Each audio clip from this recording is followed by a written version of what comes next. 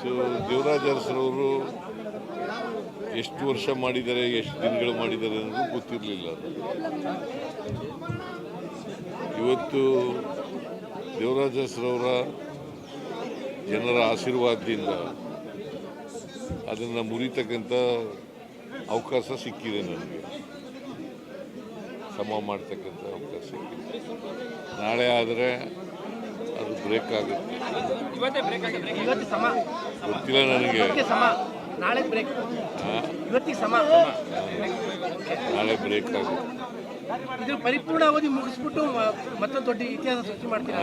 ಇದು ಪರಿಪೂರ್ಣ ಅವಧಿ ಮುಗಿಸಿ ಇತಿಹಾಸ ಸೃಷ್ಟಿ ಮಾಡ್ತೀರಾ? ಅದು ಮತ್ತೆ ಅದು ಹೈಕಮಾಂಡ್ನವ್ರು ತೀರ್ಮಾನ ಮಾಡೋದು.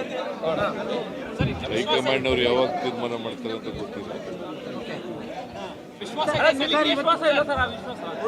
ಪೂರ್ಣಾವಧಿಯ ಸಿಎಂ ವಿಶ್ವಾಸ ಇದೆ ಸರ್.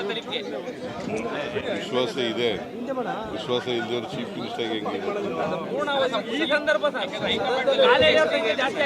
ಪೂರ್ಣಾವಧಿ ಸಿಎಂ ಆಗ್ತೀರಿ ವಿಶ್ವಾಸ ನಮಗೆ ಪೂರ್ಣಾವಧಿ ಸಿಎಂ ಆಗ್ತೀರಿ ವಿಶ್ವಾಸ. All depend upon high command's decision. Sir, but ಇವತ್ತು ಎಲ್ಲ ಕಡೆಯಲ್ಲೂ ಕೂಡ ನಾಟಿ ಕೋಳಿ ಪಲಾವ್ ಹಂಚ್ತಾ ಇದೆ. ನಾಟಿ ಕೋಳಿಗೆ ಬ್ರಾಂಡ್ ಅಂಬಾಸಿಡರ್ ಆಗ್ಬಿಟ್ಟಿದ್ದೀರಾ. ನಾಟಿ ಕೋಳಿ ಪಲಾವ್ ಹಂಚ್ಬಿಟ್ಟಿದ್ದಾರೆ ಅಭಿಮಾನಿಗಳು.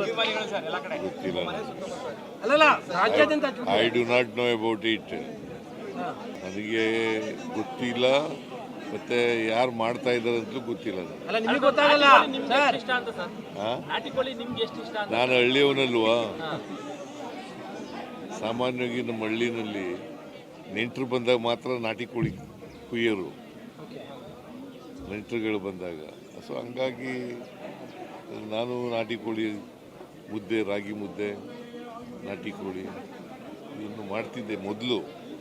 ಈಗಿಲ್ಲ, ಈಗ ಕಡಿಮೆ ಆಗಿದೆ. ಬಟ್ ಈಗ ನೀವು ಒಂಥರ ನಾಟಿ ಕೋಳಿ ಬ್ರಾಂಡ್ ಅಂಬಾಸಿಡರ್ ಆಗ್ಬಿಟ್ಟಿದ್ದೀರಿ ಊಟಕ್ಕೆ.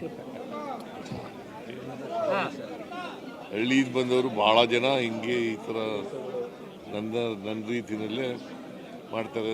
ನಾನು ಚೀಫ್ ಮಿನಿಸ್ಟರ್ ಆಗಿರೋದ್ರಿಂದ ಸ್ವಲ್ಪ ಜಾಸ್ತಿ ಇದಕ್ಕೆ ಪ್ರಚಾರ. ರಾಜಕಾರಣ ಖುಷಿ ಕೊಟ್ಟಿದೆ ಸರ್. ಇಷ್ಟು ವರ್ಷದ ರಾಜಕಾರಣ ಖುಷಿ ಕೊಟ್ಟಿದೆ ಸರ್ ಅಂತ ತೃಪ್ತಿ ಇದೆಯಾ? ಖುಷಿ ಇದೆಯಾ? ತೃಪ್ತಿ ಇದೆ. ಯಾಕಂದರೆ ಜನರಿಗೆ ಕೆಲಸ ಮಾಡೋದೇ ಖುಷಿ. ರಾಜಕಾರಣ ಅಂದ್ರೇನು?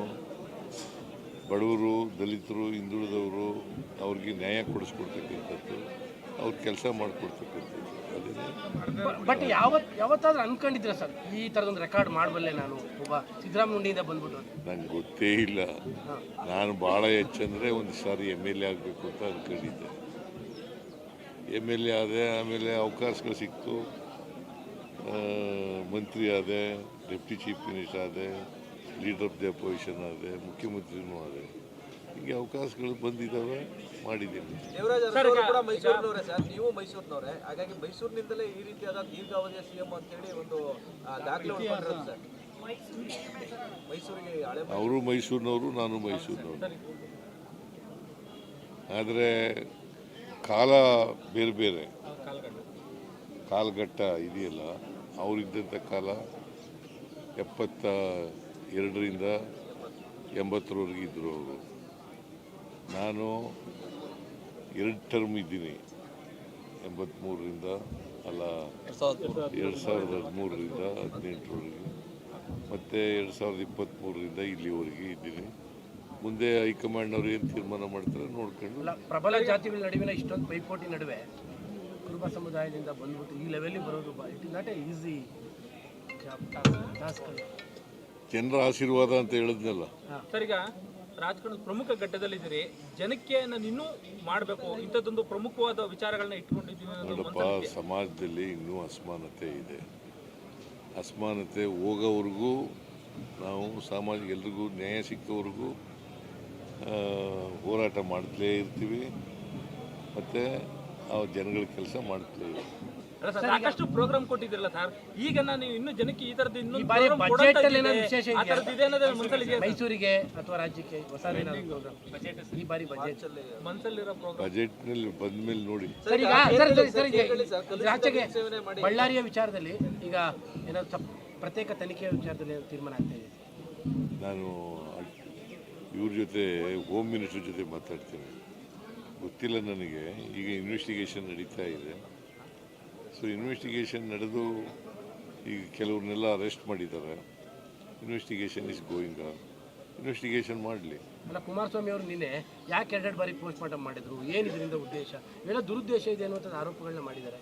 ಸಿಬಿಐ ತನಿಖೆ ಯಾವಾಗಲೂ JDSನವರು BJPಯವರು ಕಾನೂನು ರೀತಿ ಮಾತಾಡಲ್ಲ, ಅವ್ರು ರಾಜಕೀಯವಾಗಿ ಮಾತಾಡಲ್ಲ. ಅವ್ರು ರಾಜಕೀಯವಾಗಿ ಹೇಳಿದ್ದಾರೆ, ನೋಡೋಣ. ಸರ್, ನಿನ್ನೆ ವೇಣುಗೋಪಾಲ್ ಅವರನ್ನು ಭೇಟಿ ಮಾಡಿದ್ರಿ. ವೇಣುಗೋಪಾಲ್ ಅವರು ವೇಣುಗೋಪಾಲು ಇದರಿಂದ ವಯನಾಡಿಂದ ಈ ಕಡೆ ಬಂದು ಬೆಂಗಳೂರಿಗೆ ಹೋದರು, ಬೆಂಗಳೂರಿಂದ ಡೆಲ್ಲಿಗೆ ಹೋದರು.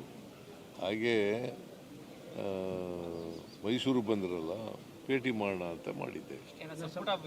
ಪುನರ್ರಚನೆ ವಿಚಾರದಲ್ಲಿ ಈ ಸತಿ ಏನಾದ್ರು ಮಾತಾಡ್ತೀರಾ ಸರ್ ಡೆಲ್ಲಿಲಿ? ಸಂಪುಟ ಪುನರ್ರಚನೆ ವಿಚಾರ ಏನಾದ್ರು